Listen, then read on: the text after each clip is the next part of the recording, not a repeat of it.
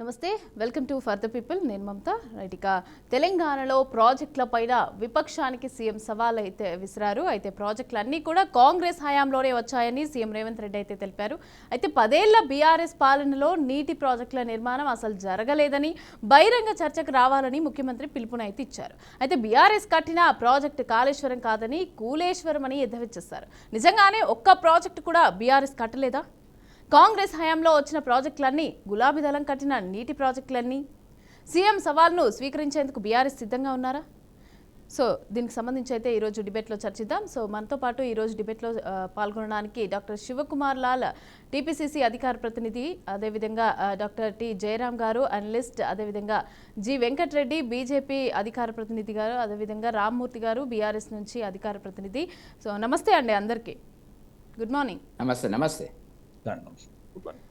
So ముందుగా చెప్పండి ఏ విధంగా చూడాలి బీఆర్ఎస్ నుంచి బీజేపీ నుంచి వెంకటరెడ్డి గారు మీరు చెప్పండి ఏ విధంగా చూడాలి బీఆర్ఎస్ అదేవిధంగా కాంగ్రెస్ మాటల్ని ఏ విధంగా చూడొచ్చు అంటారు ఇప్పుడు లైవ్లో ఉన్న మిత్రులందరూ కూడా మా డాక్టర్ సాబ్ అందరికి కూడా నమస్తే మీతో పాటు ఒకటి ఏంటంటే ఈ గత 15 మాసాలుగా కాంగ్రెస్ ప్రభుత్వం రేవంత్ రెడ్డి గారి ఆధ్వర్యంలో ఏర్పడ్డ తర్వాత ప్రతిరోజు ఏదో ఒక ఛాలెంజ్ ఒక ఆ మాటల్లో ఒక ఎత్తి పొడుపు ఆ భాష ఉపయోగించడంలో ఇవన్నీ కూడా ఒక ముఖ్యమంత్రికి స్థాయికి తగినటువంటివి కావండి. ఇప్పుడు నేను ఒక 70 సంవత్సరాల వయసులో ఒక 50 సంవత్సరాల రాజకీయ ఉమ్మడి బ్రహ్మానంద రెడ్డి గారి దగ్గర నుంచి నేను చూస్తున్నాను. బ్రహ్మానంద రెడ్డి గారు, నెదురుబల్లి జనార్దన్ రెడ్డి గారు, సంజీవరెడ్డి గారు ఇక్కడ చూసినటువంటి పరిస్థితి లోపల ఇవేం మాటలండి. ఇప్పుడు ఎవరు కట్టారు ప్రాజెక్టులు అనేటువంటి చర్చ కాదు కదా. ఇప్పుడు 70 సంవత్సరాల లోపల 50 సంవత్సరాలు కాంగ్రెస్ పాలించింది, ఎక్కువ అవకాశం వచ్చింది. వచ్చినప్పుడు సాగర్ కట్టినారు, నాగార్జున సాగర్ కట్టి ఉంటారు, పోచంపాడు, శ్రీరామ్ సాగరు, లేకపోతే ఇక్కడికి వచ్చేటప్పటికి జూరాల, ఇవన్నీ జరిగే నిర్మాణాలు ఉన్నాయి. టీఆర్ఎస్ గవర్నమెంట్లో సరే దాని ప్రయోజనాలు ఏంది, దాంట్లో ఏం జరిగింది అనేటువంటి దాని మీద మనకు ఒక చర్చ పెద్దగా ప్రస్తుతానికి ఎంక్వైరీలో ఉన్నప్పటికీ కూడా దానికి సంబంధించినటువంటి నిర్మాణంలో కాళేశ్వరం ప్రాజెక్టు ఒకటి కట్టడం జరిగింది. దాని ప్రయోజనం ఏంది, దాని నీళ్ళు ఏంది, ఏ మేరకు వస్తున్నాయి, ఏ మేరకు రావడం లేదు అనేటువంటిది. అట్లాగే సీతారామ సాగర్కు సంబంధించినటువంటి ప్రయత్నాలు చేసినారు వాళ్ళు. మరి ఇక్కడ పాలమూరు రంగారెడ్డికి సంబంధించినటువంటిది.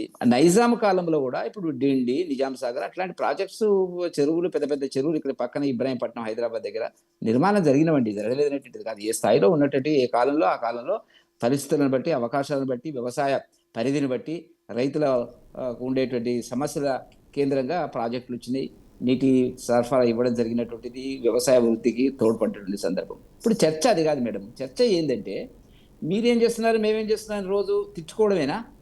అసలు ప్రజలు మీకు ఓటు మీకు ఎందుకు మిమ్మల్ని అక్కడ కూర్చుని పెట్టారనేటువంటి ఆలోచన లేకపోతే, వాళ్ళు 10 సంవత్సరాలు పాలించిన తర్వాత మీ పాలన సరిపడదు, మీ పాలన సరిగ్గా లేదు, మీ పాలనలో అనేక లోపాలు ఉన్నాయని చెప్పి ప్రజలు ఒక తీర్పు ఇచ్చినారు. అసెంబ్లీ ఎన్నికల లోపల తీర్పిచ్చి వాళ్ళకు 39 స్థానాలకు, వీళ్ళకి 64 స్థానాలకు, భారతీయ జనతా పార్టీకి 8 స్థానాలు, ఎంఐఎంకి 7 స్థానాలు ఇచ్చినారు.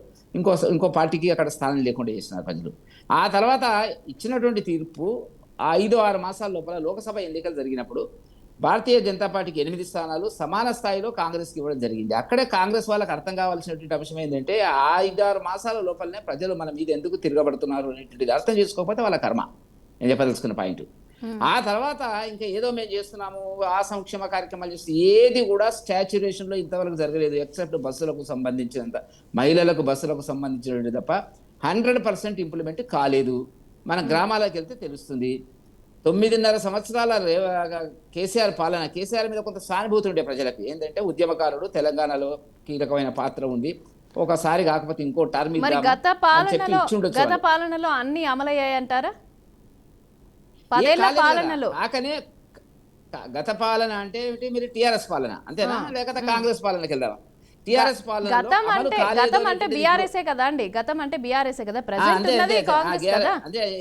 అంటే ఇప్పుడు రేవంత్ రెడ్డి గారు మాట్లాడుతుంది ప్రాజెక్టులని మా పీరియడ్లో, అంటే మా పీరియడ్ అంటే ఎవరితమైన కాంగ్రెస్ 50 ఏళ్ళ అని అక్కడ తీసుకుపోయినాడు కాబట్టి ఆ ప్రశ్న అడిగాను నేను. ఇప్పుడు ఒకటే మాట మేడం, ఇప్పుడు 10 సంవత్సరాల లోపల పాలన లోపల సమర్థవంతంగా పాలన జరగలేదు. ప్రజల ఆకాంక్షల మేరకు అప్పుడున్న టీఆర్ఎస్ గవర్నమెంట్ అనేటువంటిది అప్డేట్ కాలేదు అనేటువంటి ప్రజల్లో వచ్చినటువంటి ఒక నిరసన, దానికి సంబంధించినటువంటి అంశాలను బేరీజ్ వేసుకున్న తర్వాతనే ప్రజలు తీర్పిచ్చినారు, అయిపోయింది.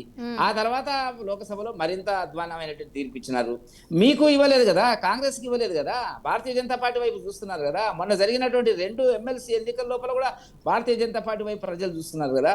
అంటే ఇక్కడ ఇంకొకటి కూడా ఉంది, ఇంకొకటి కూడా మనం మాట్లాడుకోవచ్చు వెంకటరెడ్డి గారు. ఏంటంటే ఇక్కడ మనకి డబ్బులు అంటే ఆర్థికంగా మన దగ్గర మొత్తం అప్పులు చేసి ఉన్నాయి, మొత్తం 1,00,000 కోట్లు దోచుకెళ్లారు గత ప్రభుత్వం అనేసి అని చెప్పని కాంగ్రెస్ వాదిస్తుంది. మరి దీన్ని బట్టి కూడా మేము పథకాలు ఇవ్వలేకపోతున్నాము, మేము అన్ని అమలు చేయలేకపోతున్నాము, టైం పడుతుంది, మాకు టైం ఇవ్వాలి అనేసి అని చెప్పి కూడా కాంగ్రెస్ అన్నది. అయితే దీనికి సంబంధించి మరి ఇప్పుడు తప్పించుకునే పరిస్థితి అది. ఇప్పుడు గత ప్రభుత్వం అప్పులు చేసింది, అప్పులు చేసిన సంగతి మీకు తెలుసు.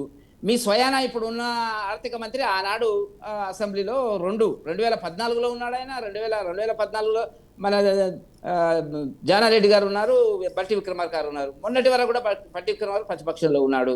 బడ్జెట్లన్నీ తెలుసు వాళ్ళకి. రేవంత్ రెడ్డి గారు 3 ఏళ్ళు పిసిసి ప్రెసిడెంట్ ఉన్నాడు. అప్పులు చేసినారు అన్నారు. ఇప్పుడు ఆయన చేసిన అప్పులు ఏంది? ఇప్పుడు అప్పులు చేసిన దానికి నిజంగా వాస్తవంగా చెప్పినట్టే కేసీఆర్ కంటే ఎక్కువ అప్పులు చేసింది చెప్తున్నది ఏంది?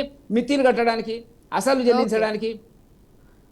మీరేం చేస్తుంది? వాళ్ళు చేసింది ఇదే కదా. మీరు చేసింది వాళ్ళు చేసింది రెండు దొందే అనేటువంటి పద్ధతుల ప్రజలను తప్పుదోవన పట్టిస్తున్నటువంటి పరిస్థితి. వాళ్ళు ఏమీ చేయలేనటువంటి ఒక నిస్సహాయ పరిస్థితి. వాళ్ళ మధ్యన ఒక అండర్స్టాండింగ్, మేము ఫెయిల్ అయినాము, మీరు ఫెయిల్ అయినరు, మన ఇద్దరం తిట్టుకుందాము, మా మధ్యలోకి బీజేపీ రాకూడదు, బీజేపీ వైపు ప్రజలు చూస్తున్నారు. ఇది కనపడుతున్నది కదా. 1,50,000 కోట్ల అప్పు చేసిన తర్వాత, నెలకు 10,000 కోట్లు అప్పు చేసిన తర్వాత ఈ అప్పులను చెల్లించడానికి అంటే మీరు ఇచ్చినటువంటి ఏది ప్రభుత్వం అయినా కూడా ఎంత పిండి ఎంతనో రొట్టె ఉన్నంతగా కాళ్ళు ముచ్చుకుంటాం. కాబట్టి నేను చెప్పదలుచుకున్న పాయింట్ ఏంటంటే, రేవంత్ రెడ్డి గారి మాటలు ఏవైతే ఉన్నాయో అవన్నీ కూడా ప్రజలు అంగీకరించే పరిస్థితులు లేరు. అది ఎంత తొందరగా తీసుకుంటే అంత మంచిది. ఇక్కడ తిట్టుకుంటూ పోతామంటే ప్రజలు తీర్పు ఇచ్చేనాడు ఇస్తారు, తప్పకుండా ఇస్తారు. ఓకే.